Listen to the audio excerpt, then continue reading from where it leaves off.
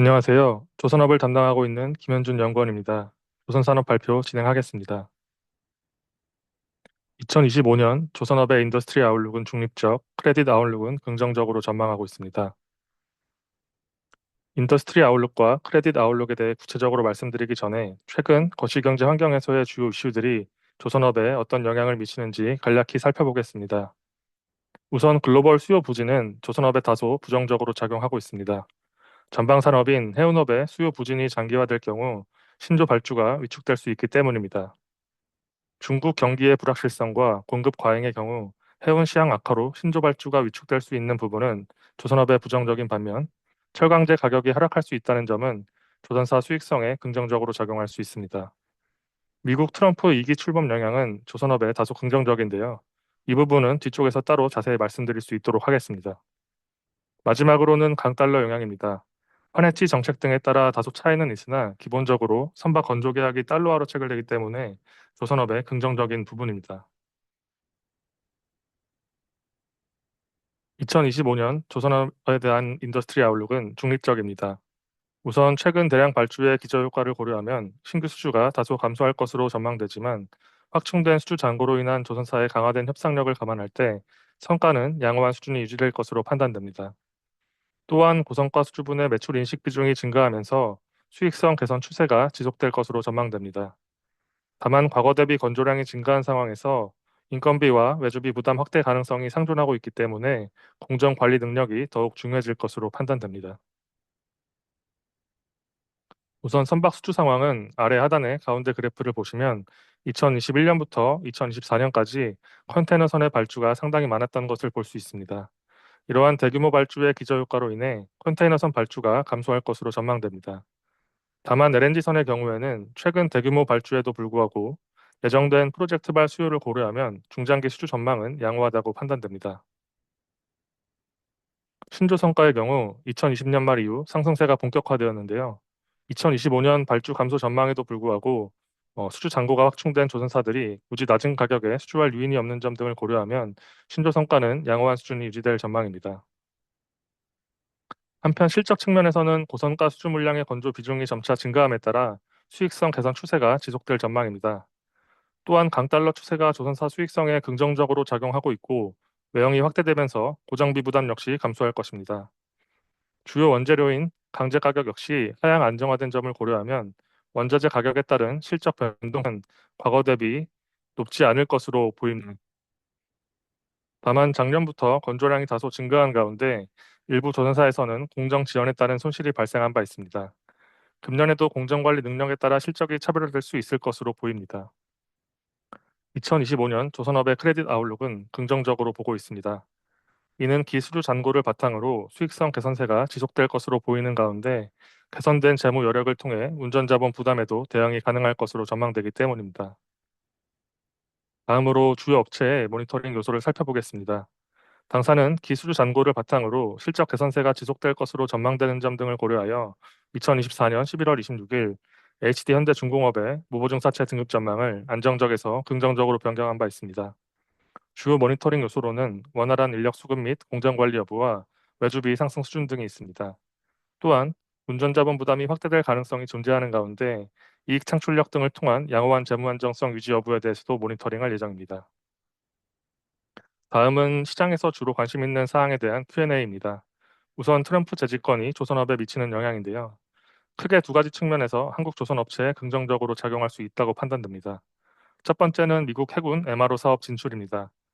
조선 인프라가 부족한 미국이 함정 MRO 분야의 아웃소싱을 추진하고 있는데요. 글로벌 함정 시장에서 미 해군이 차지하는 비중이 높은 점을 고려하면 미 해군 관련 사업 수주 기회가 확대되고 있는 점은 향후 국내 조선사들의 사업 영역 확장에 긍정적으로 작용할 수 있을 것입니다. 두 번째는 미국 내 LNG 프로젝트 진행 가속화에 따른 LNG선 수요 확대입니다. 트럼프 당선인의 화석 연료에 대한 투자 확대 기조를 고려하면 미국 내 LNG 프로젝트의 진행이 속도를 낼 수 있을 것으로 보이며 이는 국내 조선사에 긍정적으로 작용할 것으로 판단하고 있습니다. 다음으로는 중국과 수주 점유율 격차가 확대되고 있는 부분에 대한 질문인데요. 일단 단순히 점유율이 벌어졌다고 해서 국내 조선사의 수주 경쟁력이 떨어졌다고 보기에는 무리가 있습니다. 왜냐하면 도크가 거의 꽉 찬 현재 상황에서는 수주 점유율이 곧 캐파와 연관되기 때문인데요. 국내 조선사의 캐파에 한계가 존재하는 반면 중국에서는 최근 캐파를 일부 확장한 부분이 다소 영향을 미치는 것으로 보입니다. 그리고 수주 전략의 차이도 점유율에 영향을 미칠 수 있습니다. 다만 LNG선이나 친환경 선박 등 높은 기술력을 필요로 하는 선종에서도 중국의 점유율이 올라오고 있는 점은 우려할 만한 부분이라고 판단됩니다. 결국 친환경 선박의 패러다임이 계속 변화하고 있는 상황에서 암모니아나 수소 추진선, 운반선과 같은 차세대 선박 건조에서 우위에 설 수 있도록 과감한 투자가 필수적일 것으로 판단됩니다. 마지막으로는 건조량 증가 전망에 따른 공정관리 이슈입니다. 국내 조선사의 인도량 등으로 미루어 봤을 때 2025년 건조량은 전년 대비 약 5% 정도 증가할 것으로 예상됩니다. 국내 조선사들은 정부의 지원을 바탕으로 외국 인력을 도입하는 등 건조량 증가에 선제적으로 대응하고 있는데요. 대형 조선사들의 경우에는 작년부터 점차 공정 안정화 추세에 접어든 것으로 보이지만 아직도 일부 조선사에서는 공정 지연이 존재하는 것으로 파악됩니다. 결국 향후 공정 관리 능력이 중요해질 것으로 판단되기 때문에 원활한 인력 수급과 공정 진행 여부에 대해서는 주의 깊게 지켜볼 필요가 있습니다. 이상으로 조선산업 발표를 마치겠습니다.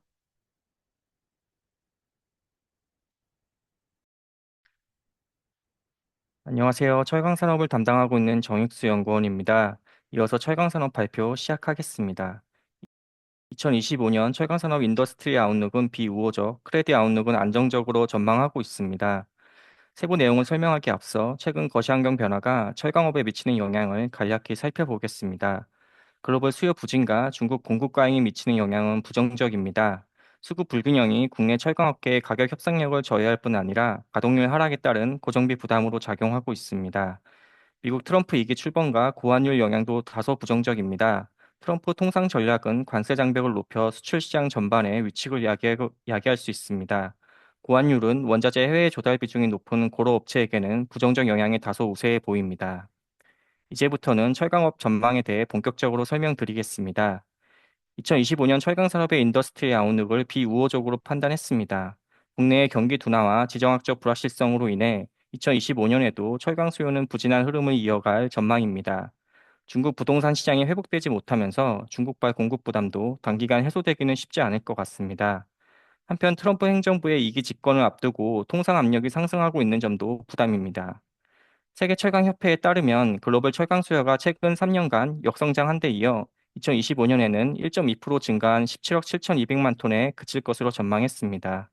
특히 중국 시장은 2025년에도 감소세가 지속되면서 수요 회복을 제약하는 주된 요인으로 작용할 전망입니다. 국내 철강 시장의 단기 전망도 밝지 않습니다. 산업연구원은 한국의 철강 내수가 2024년 큰 폭 감소한 데 이어 25년에도 감소 추세가 이어질 것으로 보았습니다. 전방 산업별로 보면 건설은 PF 경색과 건축 수주 급감, 공사비 상승 여파로 착공 감소가 계속될 수 있겠습니다. 자동차는 소비 심리가 크게 위축된 점을 고려할 때 내수 시장 중심으로 판매 둔화가 예상됩니다. 조선은 업황 호전에도 가격이 저렴한 중국산 강제 대체 등이 철강 내수를 제약하고 있습니다. 이와 더불어 중국의 수출 공세가 국내 및 수출 시장에 큰 위협이 되고 있습니다. 중국 철강사들은 침체된 내수를 대신하여 2023년부터 본격적으로 수출을 확대하고 있습니다. 그 결과 2023년 중국의 철강 수출량은 전년보다 36% 증가한 9천만 톤을 기록하였고 2024년에는 10월 누계로만 9,200만 톤에 달하고 있습니다. 오른쪽 그림 보시면 한국에서도 중국에 대한 수입 의존도가 증가하는 추세임을 확인할 수 있습니다. 가격 측면에서는 2025년에도 수요 부진 하에 원료 및 철강 가격의 전반적인 약세가 예상됩니다. 다만 장기간의 조정으로 추가 낙폭은 크지 않을 것으로 보입니다. 중국의 추가 정책 영향이나 지정학적 위험 등이 계속해서 가격 변동 요인으로 작용할 수 있습니다. 한편 미국 트럼프 행정부의 재집권은 통상 압력을 높이는 요인입니다. 트럼프의 과거 행적이나 보편적 관세 등 이번 대선 공약에 비추어 대미 철강 수출에 대한 추가 제재 가능성이 존재합니다. 이는 상대국의 보복 대응이나 무역 구제 조치 등을 통해 수출 시장 전반에 보호 무역을 강화시킬 수 있습니다. 결국에는 공급망 재평이 가속화되어 새로운 공급망에 편승하기 위한 국내 철강사들의 해외 투자도 확대될 것으로 보입니다. 2025년 철강 산업의 크레디 아웃룩은 안정적으로 보고 있습니다. 저하된 수급 여건 하에 주요 철강사들의 수익성 약세가 지속될 것으로 보이지만 축적되는 재무 여력 안에서 실적 변동성을 감내함에 따라 단기적으로 현 수준의 재무 안정성 유지가 가능해 보이는 점을 감안하였습니다.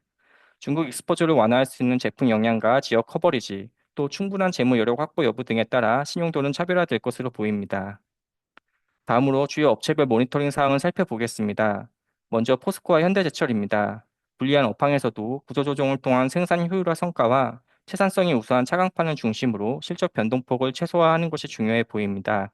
탈탄소 및 해외 확장 투자, 배당 등에 따른 자금 부담 하에서도 운전자산 최적화와 비영업자산 활용 등을 통해 재무 부담을 적절히 통제하는지 모니터링이 필요합니다. 다음은 세아베스트리입니다. 수요 부진과 중국산 잠식으로 특수강 본강의 수급 불균형이 심화되고 있습니다. 실적이 제약된 여건에서도 운전자산 회수와 투자 규모 통제를 바탕으로 현재의 재무 구조를 방어하는지 모니터링할 계획입니다. 통상임금 관련 충당 부채의 현실화 수준에 따른 재무적인 영향도 주요 점검 사항입니다. 마지막으로 세아창원 특수광입니다. 실적 약세가 이어지는 가운데 2026년까지 계획된 미국 특수자금 투자가 중단기간 재무 부담으로 작용할 전망입니다. 내재된 투자 부담에도 순차입금을 적절히 통제하는 것이 중요해 보입니다. 다음은 시장에서 주로 관심 있는 사항을 FAQ로 정리해 보았습니다. 먼저 중국 과잉 생산과 내수 침체의 이진구에 당면한 국내 철강 시장이 단기간 회복될 수 있는지 살펴보겠습니다. 우선 중국부터 보면 수요가 침체된 중국은 2023년부터 잉여 생산물을 수출로 대체하면서 전 세계의 공급 부담을 야기하고 있습니다. 정부 주도의 대규모 구조 조정이나 감산은 이루어지지 않고 있어 수출 공세는 거세지는 실정입니다. 2024년 9월 이후 중국 정부가 각종 정책을 통해 경기 부양 의지를 보이면서 시장 회복에 대한 기대도 공존합니다. 그렇지만 중국 철강 소비가 단기간 의미 있게 반등하기는 어려워 보입니다. 중국 철강 소비 침체의 근본 원인인 부동산 시장은 최근까지도 투자 지표가 저조합니다. 누적된 미분양 주택으로 인해 신규 착공을 통한 철강 수요 진작까지 이어지기는 상당한 시간이 필요할 것입니다. 또한 최근 일련의 정책들이 지방 정부의 부채 해결이나 시장 안정화에 초점을 두고 있어 과거와 같은 직접적인 수요 증가 효과를 기대하기는 힘들어 보입니다. 국내 철강 시장도 건설업 부진과 제조 활동 위축으로 계속 하방 압력을 받고 있습니다. 최근 금리 인하 기조는 철강 수요 모멘텀에 긍정적인 것으로 판단되나 시장 성숙화로 포화 상태에 있는 내수 구조를 감안할 때 회복 탄력성은 제한적입니다. 최근 미국과 한국의 정책적, 정치적 불확실성으로 금리 인하 속도가 예상보다 느려질 가능성도 존재합니다. 종합하면 중국 위험과 내수 침체 어느 것 하나 단기간 해소될 가능성이 크지 않아 보입니다. 구조적 회복을 위해서는 산업 차원의 강도 높은 구조조정이 동반될 필요가 있겠습니다. 다음으로 트럼프 2기 출범이 국내 철강업에 미칠 영향을 점검해 보겠습니다. 한국의 대미 수출 비중은 2023년 기준 9.5%로 산업 전체를 볼 때 직간접적인 익스포저는 크지 않아 보입니다. 그렇지만 타 강종에 비해 미국 수출 의존도가 높은 강간 업체는 추가 제재 강도에 따라 유의미한 실적 저하가 나타날 수 있습니다. 이미 2018년 국내 강간 업체들은 미국의 수입 할당제 적용으로 실적이 크게 위축된 바 있고 또 수출 제품이 주로 채산성이 우수한 에너지용 관광인 점을 감안할 때 수익 구조에 미치는 영향은 면밀한 점검이 필요해 보입니다. 트럼프는 최근 멕시코와 캐나다에도 25% 관세 부과 가능성을 언급하면서 이곳에 생산 거점을 둔 국내 자동차나 가전산업 등도 타격을 입을 수 있습니다. 이 경우 관련 소재를 생산하는 냉연 및 표면 처리 업계도 직간접적으로 영향을 미칠 수 있습니다. 한편 트럼프의 통산 전략이 무엇보다 중국을 강하게 견제하고 있어 중국 철강 시장 회복이 보다 더 지연될 가능성이 존재합니다. 따라서 당사는 트럼프 통산 전략이 철강 교육 환경에 미치는 제반 영향에 대해서 모니터링을 강화할 계획입니다. 마지막으로 최근 활발해지고 있는 주요 철강사 구조조정 현황을 살펴보겠습니다. 포스코 그룹은 2026년까지 총 125개의 저수익 사업과 비핵심 자산을 정리하여 유동성을 확보한다는 구조 개편 계획을 시행하고 있습니다. 이러한 그룹 방침 하에 포스코도 2024년 하반기에 포항 1 제강과 1 선제 공장을 폐쇄하는 등 자체 설비 효율화 작업을 전개하고 있고 또 포스코홀딩스 산하 중국 철강사들도 구조조정이 이루어지고 있는 것으로 파악됩니다. 현대제철은 2020년부터 콜라강판 등 저수익 사업을 순차적으로 정리하고 사업 분사와 해외 자회사 통폐합 등을 병행하면서 사업을 조정하고 있습니다. 글로벌 철강사들도 구조조정이 활발합니다. 일본제철은 2019년부터 수년간 설비 슬리머를 진행하였으며 유럽 철강사들도 최근 설비 및 인원 감축을 통한 생존 전략을 구사하고 있습니다. 이 과정에서 일회성 비용이 발생할 수 있지만 저성장과 변곡점에 봉착한 현 산업 여건을 고려하면 구조조정은 필연적인 선택으로 보여집니다. 당사는 본격화되고 있는 국내 철강업계의 구조조정 경과를 계속 지켜보면서 이에 따른 업체별 사업 및 재무 프로파일 변화를 모니터링할 계획입니다. 이상으로 철강산업 발표를 마치겠습니다.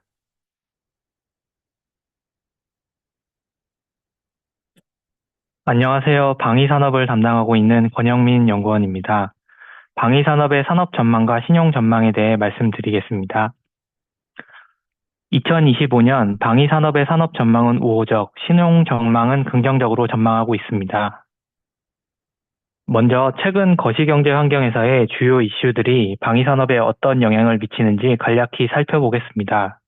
미국 트럼프 2기 출범은 자국 우선주의와 대불개입 정책을 바탕으로 지정학적 리스크를 심화시켜 글로벌 방산 수요를 증가시킬 가능성이 큽니다. 고환율은 수출 계약의 상당수가 달러화로 체결된다는 점에서 국내 방산업체에 긍정적인 영향을 미칠 것입니다. 반면 글로벌 수요 부진이나 중국 경기 불확실성에 직접적인 영향은 제한적일 것으로 보입니다. 2025년 방위산업의 산업 전망은 우호적으로 보고 있습니다. 트럼프 당선으로 글로벌 안보 불안이 확대되고 있으며 러시아 우크라이나 전쟁의 여파로 무기 재고 보충과 재무장이 필요한 상황입니다. 내수에서는 방위력 개선비의 지속적인 성장세가 이어지고 있어 긍정적인 영향을 미치고 있습니다. 글로벌 국방비 지출은 러시아 우크라이나 전쟁 이후 가파르게 증가하고 있습니다. 특히 유럽 지역은 안보 불안에 따른 국방비 지출 증가가 두드러집니다. 이러한 추세는 당분간 지속될 가능성이 높습니다. 국내 방위산업 시장 규모에 중대한 영향을 미치는 방위력 개선비의 성장세가 지속되고 있습니다. 2024년, 2028년 국방중기 계획에 따르면 방위산업과 연관된 방위력 개선비에 약 114조 원이 투입될 예정입니다. 자주국방 역량 확보와 첨단 무기 비중 확대 필요성을 고려할 때 중장기적인 성장성도 유효합니다.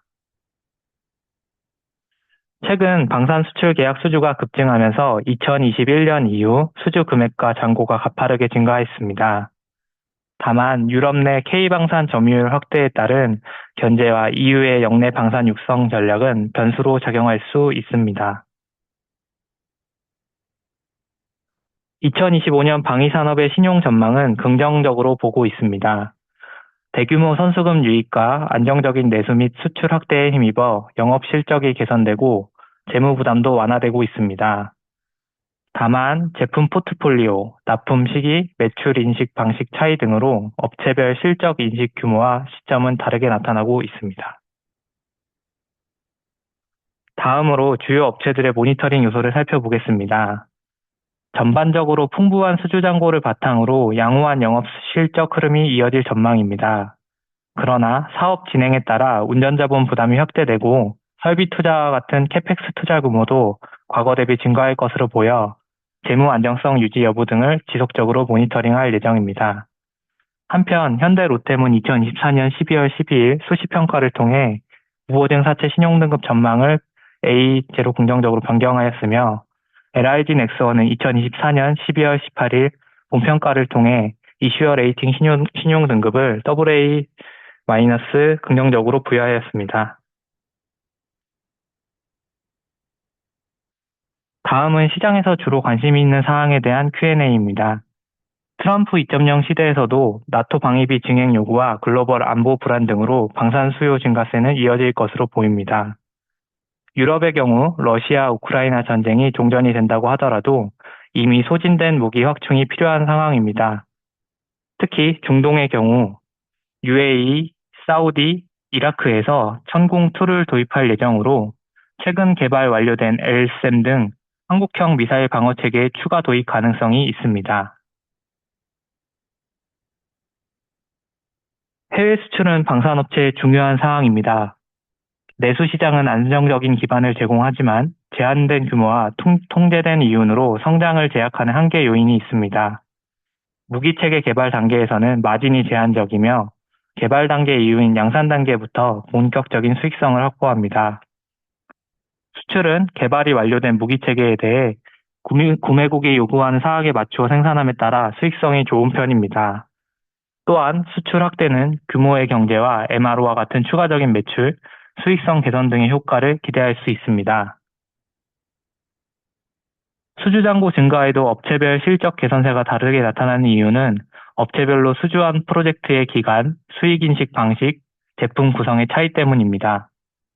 개발 사업의 경우 기간에 걸쳐 수익을 인식하지만 양산 사업의 경우 한 시점에 인식하는 경우도 있습니다. 또한 방산 사업 부문 비중이 100%인 LIG 렉스원을 제외하면 비방산 사업 부문의 실적 영향도 존재합니다.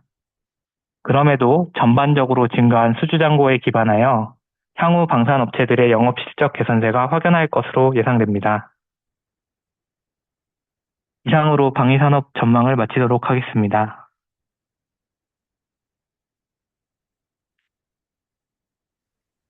네, 안녕하세요. 건설 담당 전지훈입니다. 이어서 건설 IO 발표드리도록 하겠습니다.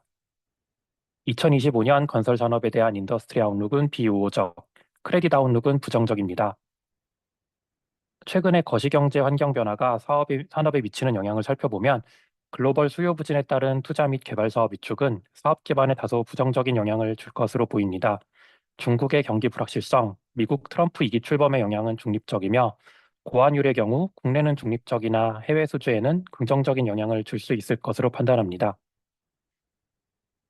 2025년 건설 산업에 대한 인더스트리 아웃룩은 비우호적입니다.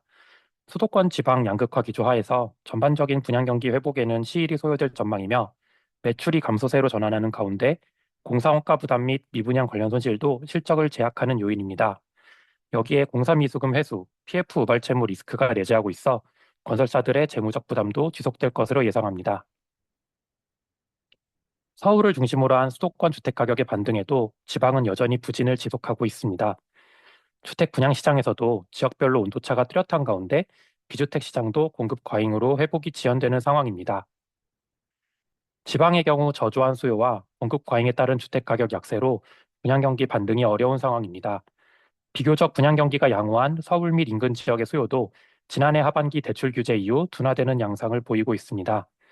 여기에 내수 경기 침체와 공사원가 상승에 따른 고분양가도 수요를 제약하고 있어 2025년에도 서울 및 일부 수도권을 제외한 분양시장 전반의 부진이 지속될 것으로 전망하며 비주택 시장의 수급 개선도 당분간 쉽지 않을 것으로 예상합니다. 2025년 건설사들의 매출은 감소세로 전환할 것으로 보입니다. 2022년 이후 경기 침체로 인한 건설사들의 착공 부진의 영향이 금년부터 본격화될 것으로 예상되기 때문입니다. 건설사들의 수익성은 공사원가 상승기에 착공한 현장들의 수익 인식과 더불어 하락세를 나타내고 있습니다. 과거 80%대 중반 수준이었던 건설사들의 주택사업 원가율은 최근 90%대 초반까지 상승하였으며 원가 인상을 반영한 도급 계약에도 공기 지연 등 추가 원가 요인을 감안할 때 단기간 내 수익성 개선은 제한적일 전망입니다. 수익성 부진과 더불어 공사 미수급 누적으로 인해 건설사들의 차입금이 크게 확대되었으며 PF 보전 규모도 줄어들지 못하고 있습니다. 분양 경기 부진 장기화, PF 구조 조정 등 제반 여건을 감안할 때 누적된 공사대금 회수 및 PF 우발 채무와 관련한 손실이 24년 4분기부터 25년에 걸쳐 점진적으로 현실화될 가능성을 배제할 수 없으며 관련 리스크가 불거지는 건설사를 중심으로 높은 재무적 변동성이 이어질 것으로 전망합니다.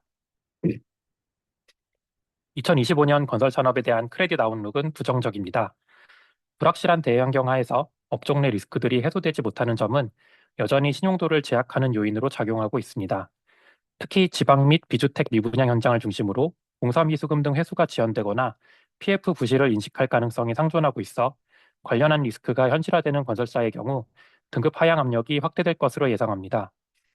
차입금 등의 확대와 비우적 조달 환경으로 건설사들의 유동성 대응 부담이 증가함에 따라 공사 미수금 등 회수, PF 보증의 규모 및 질적 구성, 계열 지원 등을 통한 재무적 대응력 확보 여부를 중점적으로 모니터링할 계획입니다. 다음으로 주요 업체별 모니터링 요소를 알아보겠습니다.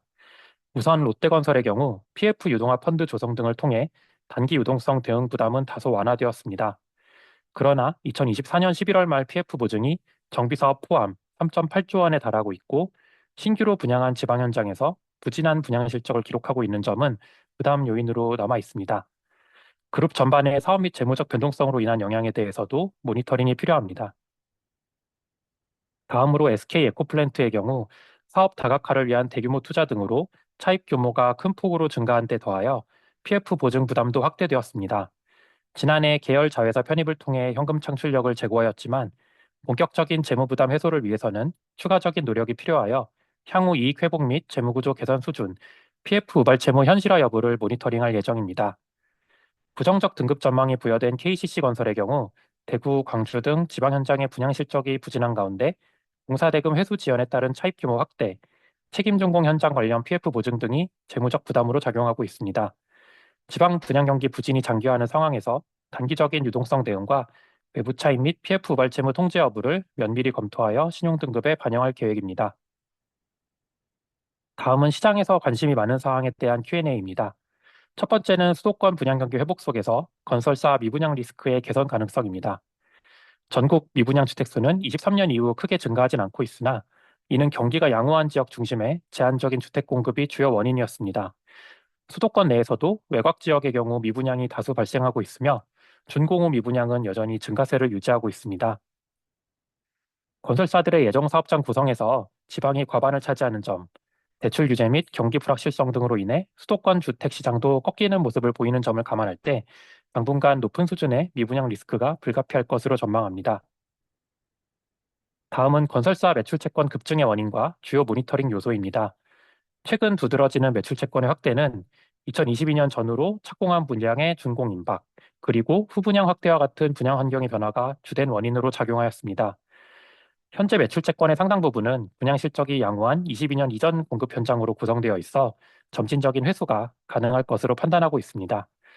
다만 분양 경기 침체가 시작된 22년 하반기 이후 분양한 지방주택과 비주택, 후분양 현장의 경우 회수 지연 및 손실 발생 가능성이 내재하고 있어 재무적 대응력이 저하된 업체를 중심으로 공사대금의 적시 회수 여부 및 현금 흐름 변화를 모니터링할 필요가 있습니다. 다음은 여전히 과중한 건설사 PF 보증과 관련한 리스크 요소입니다.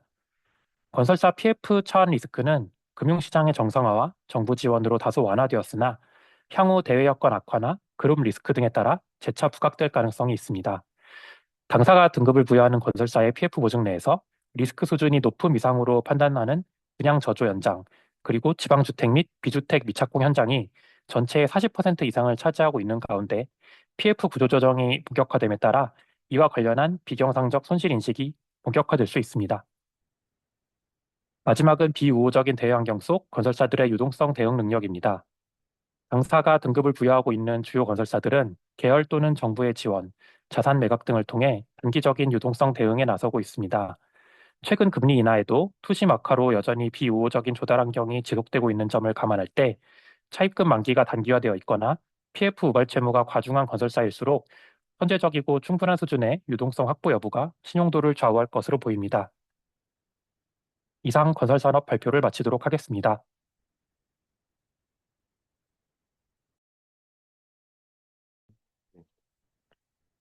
네, 안녕하세요. 유통산업을 담당하고 있는 서민호입니다.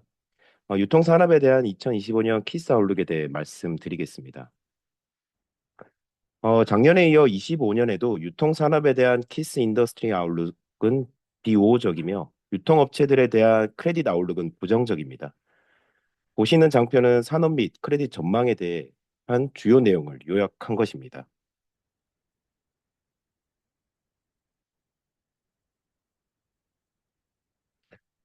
높은 원리금 상환 부담, 경기 침체 우려 등의 불리한 매크로 환경으로 가계의 소비 심리 회복력은 약화되었고 민간 소비는 2% 미만의 낮은 성장률을 유지하며 산업 수요 반등을 제약할 것으로 전망합니다.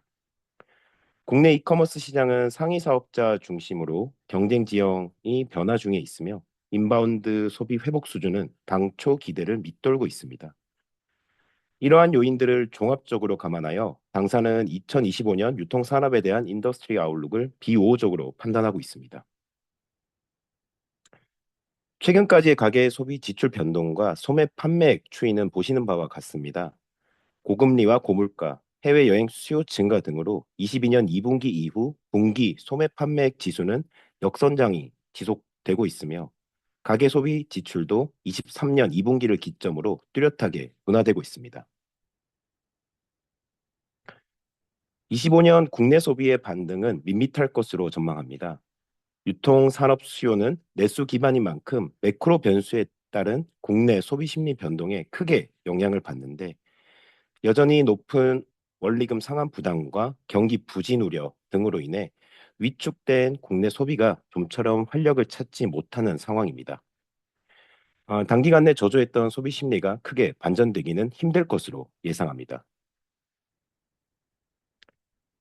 이커머스 시장 경쟁 지형은 변화 중에 있습니다. 시장 성장 둔화 추세는 뚜렷한 모습이며 최근까지의 제반 여건 등을 놓고 볼 때 온라인 시장 경쟁 강도가 당분간은 재점화될 가능성이 낮아 보입니다. 이러한 상황에서 국내 이커머스 시장 구도는 쿠팡, 네이버 등 상위 사업자 중심으로 재편의 속도를 낼 것으로 전망합니다. 방한 외국인의 국내 소비는 당초 기대 대비 회복이 더딘 모습입니다.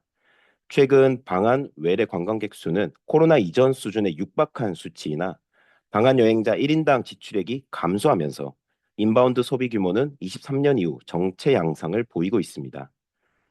약화된 중국인 소비 심리와 방한 외국인 여행 트렌드 변화 등을 감안할 때 당분간 반등폭은 크지 않을 것으로 예상합니다. 25년 유통업체에 대한 당사의 크레딧 아웃룩은 부정적입니다. 국내 소비 침체 국면에서 오프라인 기반 유통업체들의 경우 가시적인 수요 반등은 쉽지 않을 것으로 예상합니다. 현금 창출력의 뚜렷한 개선이 기대되지 않는 상황에서 사업 경쟁력 유지 등을 위한 투자는 계속될 것으로 보여 재무구조 개선 여력도 당분간 제한적일 전망입니다. 주요 이슈 업체별 모니터링 요소는 이어지는 PPT 장표를 참고해 주시기 바랍니다.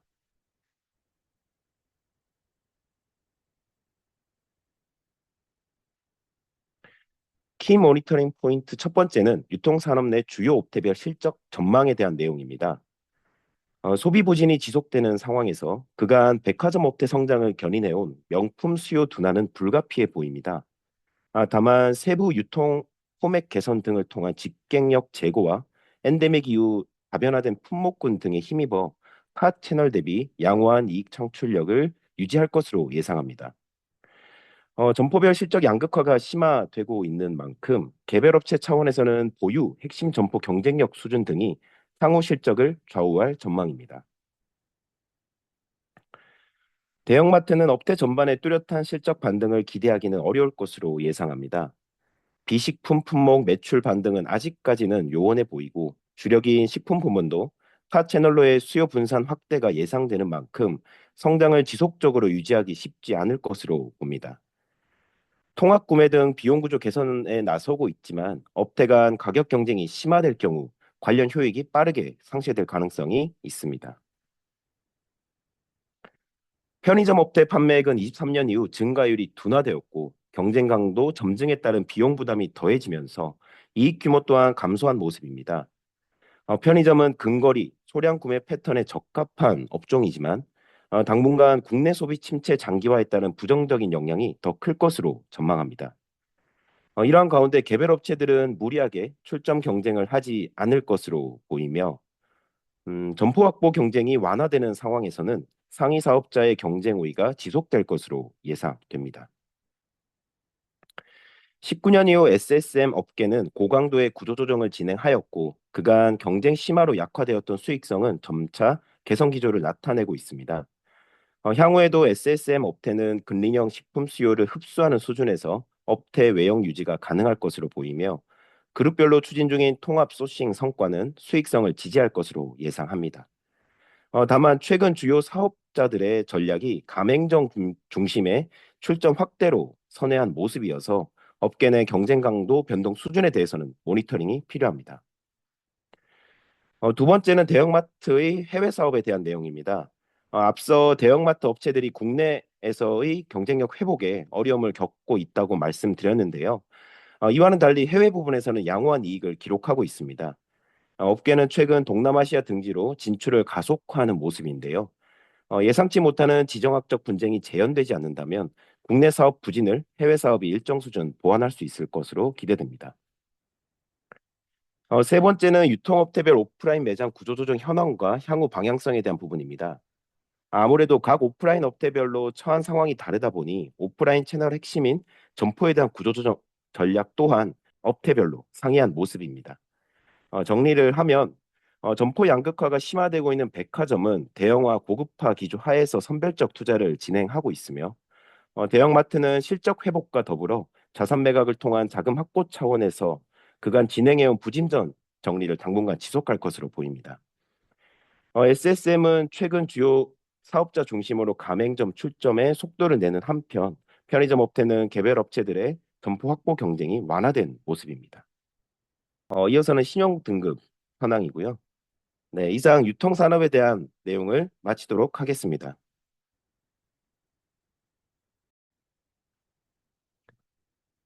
안녕하세요. 석유화학 산업을 담당하고 있는 오윤재 수석입니다. 이어서 석유화학 산업 전망에 대해서 말씀드리겠습니다. 2025년 석유화학 산업에 대한 당사의 인더스트리 아웃룩은 비우호적, 크레딧 아웃룩은 부정적입니다. 2025년 거시 환경 중에서는 글로벌 수요 둔화와 중국발 공급 과잉이 석유화학 산업에 부정적인 영향을 미칠 것으로 예상됩니다. 자세한 내용은 표를 참조해 주시기 바랍니다. 한편 트럼프 2기 출범 영향은 중립적으로 보고 있는데 뒷부분에서 좀 더 자세히 다루겠습니다. 먼저 석유화학 산업의 비우호적 전망에 대해서 말씀드리겠습니다. 석유화학 수급 상황은 2020에서 23년 중국의 대규모 증설에 따른 공급 과잉이 장기화되고 있습니다. 2023년 말 중국의 에틸렌 생산 능력은 약 5,200만 톤으로 2019년 말 대비 2배 가까이 확대되었습니다. 중국은 다운스트림뿐 아니라 기초 유분까지 밸류체인을 확장함으로써 석유화학 자급률을 제고하였으며 동북아 시장 내 중국산 물량의 대거 유입은 제품 마진을 크게 축소시켰습니다. 2025년 이후에도 중국을 중심으로 연평균 2천만 톤 가량의 올레핀 캐파 증설이 예정되어 있어서 공급 과잉이 쉽게 완화되기는 어려울 것으로 보입니다.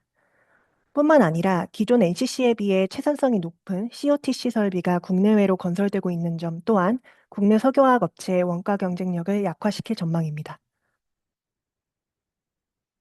제품별로 수급 전망을 살펴보면 에틸렌의 경우 2024년에는 일부 증설 계획이 연기되면서 공급이 전년 대비 크게 감소하였으나 더딘 수요 회복세 등으로 실제 스프레드가 유의미하게 개선되지는 못했습니다.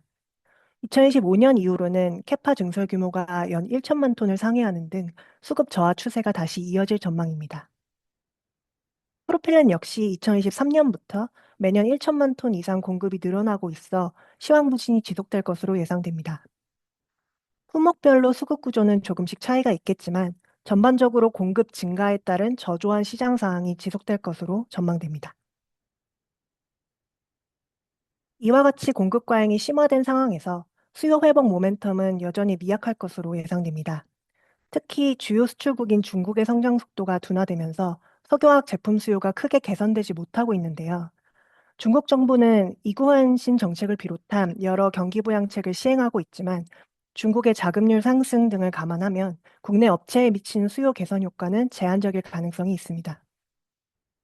금리 인하, 트럼프 당선 등이 향후 전방 수요에 긍정적인 영향을 미칠 수 있겠으나 수요 회복 속도는 현재의 과중한 공급 부담을 해소하기에는 부족한 수준일 것으로 판단됩니다. 한편 유럽과 동북아 지역에서는 효율이 낮은 설비의 구조조정 가능성이 높아지고 있습니다. 좌측 에틸렌 코스트 커브를 보시면 중동, 북미에 비해 유럽과 동북아 지역은 원가 경쟁력이 낮게 나타나는 상황입니다. 고유가, 중국 증설에 따른 경쟁 심화로 원가 효율성이 약화되었기 때문인데요. 서방의 러시아 제재로 중국이 러시아의 저렴한 원유를 다량 확보하게 된 점 또한 중국의 원가 부담을 감소시켜 국내 업체들의 상대적인 원가 경쟁력을 저하시킨 것으로 보입니다. 실제로 일부 글로벌 기업들이 유럽 내 구조조정을 진행하기 시작한 만큼 동북아 지역에서도 저효율 설비 폐쇄가 점차 증가할 전망입니다. 지금까지 설명드린 비우호적 업황 전망을 감안할 때 2025년 석유화학 산업의 크레딧 아웃룩은 부정적입니다. 저조한 영업 수익성이 이어질 것으로 예상되고 그로 인해 재무 안정성 저하세가 이어질 전망입니다. 식용도 하향 압력 완화를 위해서는 사업 재편, 구조 조정 등을 통한 재무 리스크 경감이 필수적이라고 판단됩니다. 다음은 주요 이슈 업체별 모니터링 요소인데요. 롯데케미칼, 여천 NCC, SK 어드밴스드, 효성화학 등 기초 석유화학 제품 비중이 높은 업체들과 비화학 사업의 실적이 부진한 SKC가 주요 모니터링 대상입니다. 자세한 내용은 슬라이드를 참조하시기 바랍니다.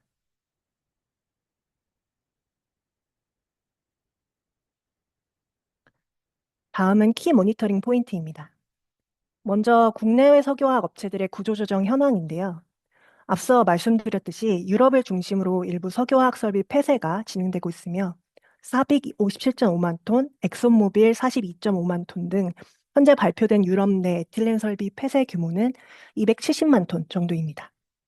중국, 일본 등을 합산하면 글로벌 기준 약 500만 톤 이상의 에틸렌 생산 능력이 감소할 것으로 추정됩니다. 다만 2025년 이후에도 중국을 중심으로 대규모 증설이 예정되어 있어 글로벌 가동률이 정상화되기 위해서는 최소 900만 톤의 캐파 축소가 필요할 것으로 예상됩니다. 국내 업체들은 표 왼쪽 열과 같은 사업 다각화를 위한 투자 기조에서 오른쪽 열처럼 저수익 사업 정리, 현금 확보 중심으로 전략을 전환하고 있는 모습입니다. LG화학의 SM, 롯데케미칼의 PET, EG 등 업체들은 수익성이 낮은 제품들의 생산을 중단하기 시작했습니다. 업황 부진이 장기화되고 있는 만큼 비용 절감, 설비 통폐합과 같은 구조조정 필요성이 더욱 높아진 상황으로 불황을 버틸 수 있는 재무 여력 확보가 더욱 중요해질 전망입니다. 다음은 롯데케미칼 이슈인데요. 롯데케미칼은 회사채 재무비율 유지 의무 조건을 미충족해 기한이익 상실 원인 사유가 발생했으며 12월 19일 사채권자 집회를 소집해 재무비율 유지 의무 조항 삭제 및 웨이버를 요청했습니다. PPT 자료는 집회 이전에 작성이 됐는데 사채권자 집회에서 해당안 모두 가결되었습니다.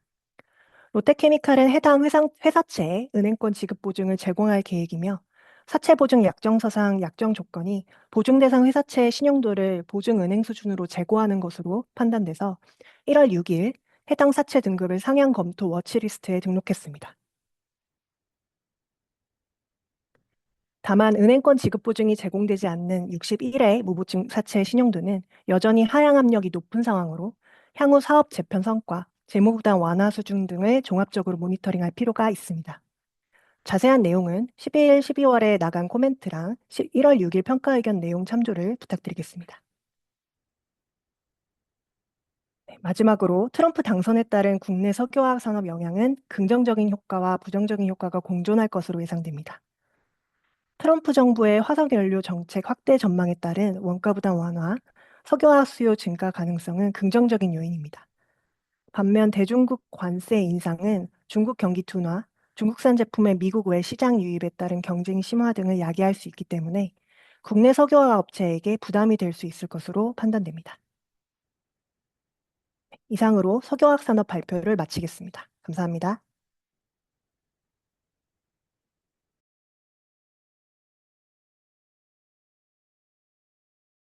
기업평가본부 박소영입니다. 사업구조 재편의 성과 발현이 필요한 시점이라는 제목으로 디스플레이 산업 전망에 대해 말씀드리겠습니다. 2025년 디스플레이 산업 전망은 비우호적이며 크레딧 아웃룩은 안정적입니다. 올해 주요 이슈 중에서는 글로벌 수요 부진과 중국의 공급 과잉이 디스플레이 산업에 다소 부정적이며 수출 비중이 높은 디스플레이 특성상 달러 강세는 다소 긍정적인 측면이 있을 전망입니다. 미국 트럼프 2기 출범에 따른 효과는 뒷부분에서 다시 말씀드리겠습니다. 그럼 디스플레이 산업에 대한 당사의 비우호적 전망에 대해 설명드리겠습니다. 전방 전자제품 시장의 성장 동력이 약화됨에 따라 패널 수요가 정체될 것으로 전망됩니다. 글로벌 경기가 부진하고 스마트폰 교체 주기가 길어진 가운데 올해는 24년 파리올림픽의 역기저 효과도 있어 전방 전자제품 수요는 낮은 성장을 보일 것으로 예상됩니다. 이에 따라 대부분 시장에서 패널 출하량이 정체되고 일부 시장에서만 면적이나 매출 기준으로 한 자릿수 성장세를 보일 전망입니다. OLED 시장에서는 수요 성장세가 양호하나 중국 패널사가 양적, 질적인 측면에서 국내 패널사와의 격차를 좁히고 있는 점이 부담입니다. 중저가 스마트폰의 OLED 전환과 하이엔드 노트북 및 게이밍 모니터를 중심으로 모바일 및 IT용 OLED 수요는 양호한 성장세를 나타낼 전망입니다. 다만 중국 스마트폰 업체가 자국 패널의 사용을 확대하고 있어 모바일용 OLED 수요 성장의 수혜는 대부분 중국 패널사가 누리고 있습니다. 중기적으로 IT용 OLED 시장에서는 8.6세대 기반의 양산 능력이 요구될 것으로 보이는 가운데 일부 중국 패널사들이 국내 패널사보다 먼저 8세대 설비 투자를 진행 중인 점도 부담 요인입니다. 최근 중국 패널사들의 신규 LCD 투자 속도는 둔화되고 있으나 구조적인 공급 과잉이 해소되기에는 모자라 주요 시장에서 중국 패널사와의 경쟁이 심화될 것으로 보입니다. 주력 이익 기반인 IT용 LCD 시장에서는 중국 패널사들의 판가 인하 전략으로 인해 당분간 국내 패널사의 수익성 약화가 지속될 것으로 보입니다. 모바일용 OLED 시장에서도 중국 세트 업체들이 내수 수요를 바탕으로 경쟁력을 제고하고 있어 경쟁이 심화될 것으로 보입니다. 수요 정체와 중국 패널사의 거센 추격을 감안할 때 2025년 디스플레이 산업 전망은 부정적입니다. 다만 당사 평가 대상인 LG 디스플레이의 영업 및 재무 전망을 감안한 2025년 크레딧 아웃룩은 안정적입니다.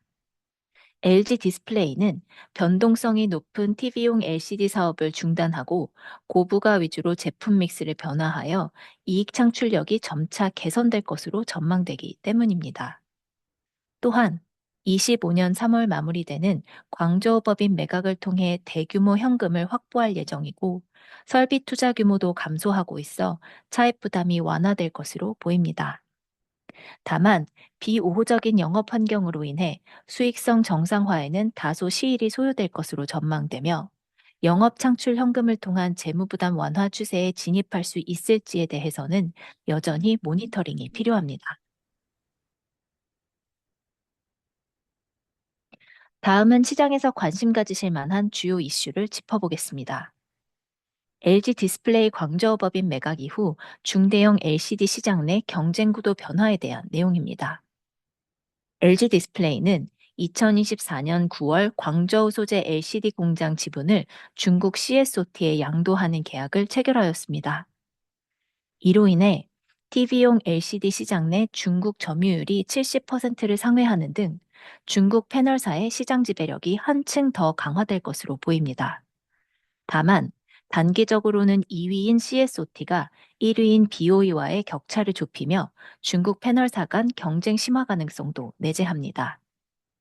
또한 CSOT가 광저우 설비 중 일부를 IT용 OLED 설비로 전용할 경우 IT용 LCD 시장 내 경쟁 강도는 더욱 심해질 것으로 보입니다.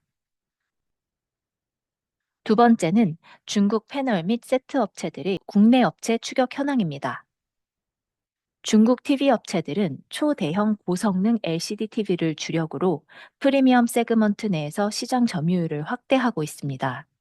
이로 인해 국내 세트 및 패널 업체들이 선점한 OLED TV의 성장 가능성이 잠식되고 있습니다. 또한 중국 스마트폰 업체들은 저렴한 자국 OLED 패널을 채택하며 중저가 스마트폰의 OLED 전환을 가속화하고 있습니다. 2023년 샤오미는 애플에 이어 OLED 스마트폰 출하량 2위를 차지하기도 하였습니다. 이처럼 중국 업체들은 세트사의 성장과 자국 패널 적용을 통해 패널과 세트가 동시에 가파른 성장세를 보이고 있고 프리미엄 세그먼트에서도 국내 업체들의 지위를 바짝 뒤쫓고 있습니다. 세 번째입니다. 트럼프 2기 출범 후 미중 간 무역 분쟁이 격화될 경우 국내 패널사에는 어떤 영향이 있을까요? 미중 무역 분쟁 관련한 업계 내 시나리오는 크게 두 가지입니다. 첫째는 중국산 제품에 대한 높은 일괄 관세 부과입니다. 이 경우 중국에 생산 설비를 두고 있는 미국 스마트폰 제조사는 수익성에 유의미한 타격을 입을 것으로 판단됩니다. 미국 스마트폰 제조사가 판매 가격을 인상하거나 부품사의 공급 가격 인하를 요구할 경우 국내 패널사에 부정적인 영향을 미칠 것으로 보입니다. 둘째로, 최종 생산지와 상관없이 중국산 패널을 탑재한 제품에 관세를 부과하거나 일부 패널사를 국방수권법에 따른 군사기업 리스트에 포함시켜 미국 내 경제 활동을 어렵게 하는 식으로 패널사를 제재할 가능성도 언급되고 있습니다. 이 경우 중국 패널사의 실질 가격 경쟁력이 저하되거나 미국 기업과의 거래 관계가 약화될 수 있어 IT용 LCD 등 일부 시장에서 국내 패널사들이 반사 이익을 얻을 수 있을 것으로 예상됩니다. 이상으로 디스플레이 산업 전망 발표를 마치겠습니다.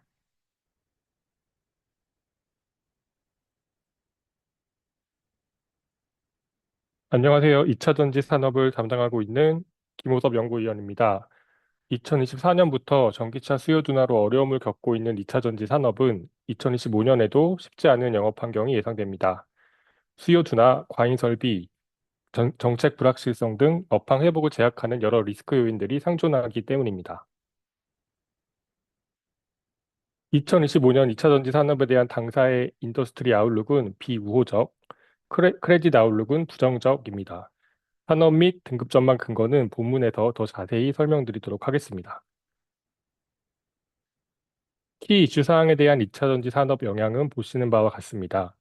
글로벌 수요 부진, 중국 경기 불확실성 및 공급 과잉, 미국 트럼프 정부의 이기 출범에 따른 영향은 대체로 부정적입니다. 근본 인더스트리 아웃룩 전반에 관련된 내용이 포함되어 있으므로 지금 장표에서의 자세한 설명은 생략하도록 하겠습니다. 비우호적 산업 전망에 대한 근거는 보시는 바와 같이 전기차 수요 약세, 미국, 유럽 등 주요 시장에서의 수급 저하, 중국 업체와의 경쟁 심화 이렇게 크게 세 가지로 요약할 수 있겠습니다. 먼저 수요 약세 관련 내용입니다. 전기차 캐즘 영향으로 2024년 배터리 수요는 이전 대비 성장이 둔화될 것으로 보입니다. 25년에도 반등폭은 제한적인 수준으로 예상되는데 주요 완성차 업체들이 전기차 전환 계획을 이연시키거나 축소하고 있으며 미국 트럼프 대통령 당선 등 수요 측면의 부정적 이벤트가 우세하기 때문입니다. 배터리 수급 저하도 예상됩니다. 먼저 북미 시장의 경우 트럼프 2기 출범 이후 친환경 정책 후퇴가 전기차 및 배터리 수요 둔화로 이어질 가능성이 높습니다. 실제 트럼프 1기 동안 미국의 전기차 침투율은 약 1%포인트 상승에 그치며 성장세가 낮았습니다. 반면 25년부터 국내 업체 중심으로 신규 공장 준공이 집중될 예정으로 미국 배터리 시장은 24년 초 전망 대비 수급 저하폭이 심화될 것으로 추정됩니다.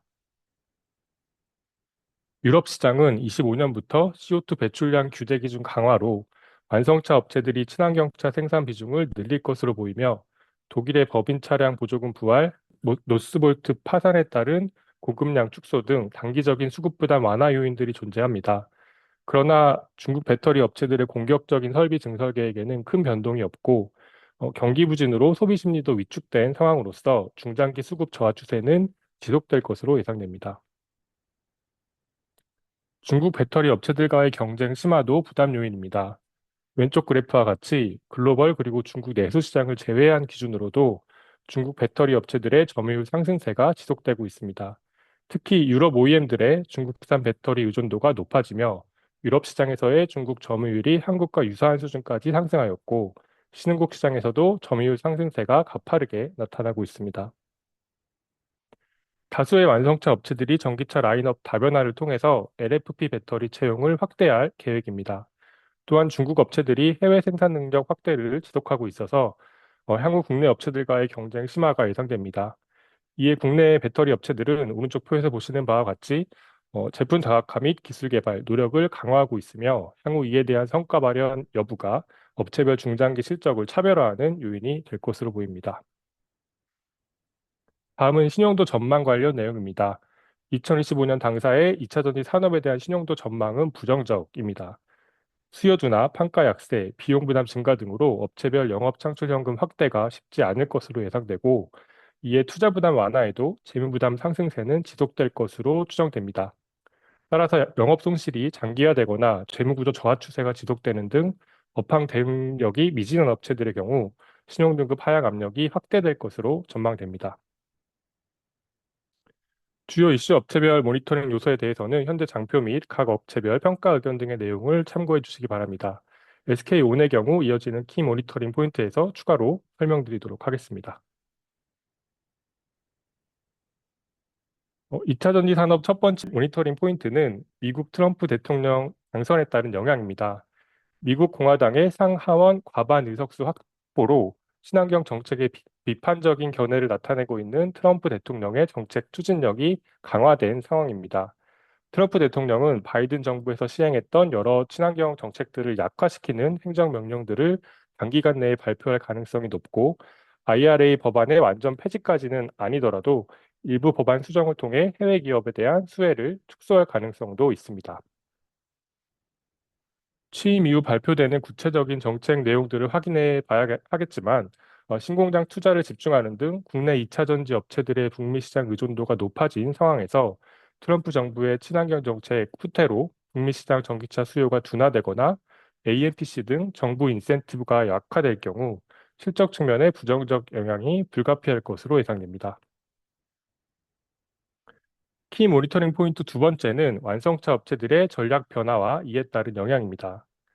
24년 하반기 이후 수요 둔화로 전기차 시장은 기존 공급자 우위에서 구매자 우위 시장으로 급속히 전환되었고, 이에 대응하여 다수의 완성차 업체들은 신차 출시 이전, 배터리 다변화, 하이브리드 비중 확대 등으로 EV 전략을 수정하고 있습니다. 이는 후방 배터리 업체들 입장에서는 물량 및 단가 반등 모멘텀을 약화시키는 요인들이므로 향후 2차 전지 업체들의 실적 회복세는 더디게 나타날 가능성이 높습니다.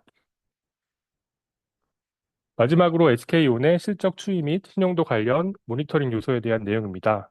먼저 실적 추이를 설명드리면 SK온은 24년 수요 둔화, 판매 단가 하락 등으로 매출 감소폭이 컸고, 이에 고정비 부담 증가로 전년 대비 손실 규모가 확대되었습니다.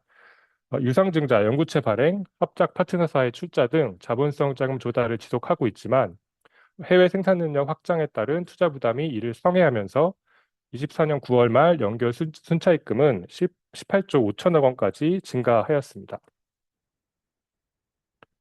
25년부터는 계열사 흡수 합병으로 약 5천억 원의 영업이익 증가가 예상되며 신공장 투자도 상당 부분 완료되어 향후 투자 부담은 완화될 전망입니다.